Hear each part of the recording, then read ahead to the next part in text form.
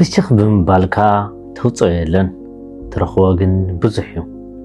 ፍሽኽታ ነቶም ዝህቡ ከየድ ነቶም ዝቕበሉ ትሃብትም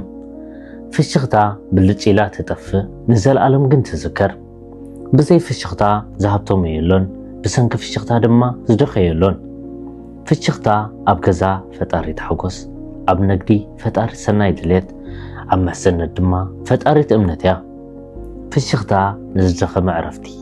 ንተስፋ ዝቆረፀ ብርሃን ወጋሕታ ንዝሓዘነ ብርሃን ፀሓይ ንዝተሸገረ ድማ መፍትሕያ ፍሽኽ በሊ ፍሽኽ በል ፍሽኽ ንበል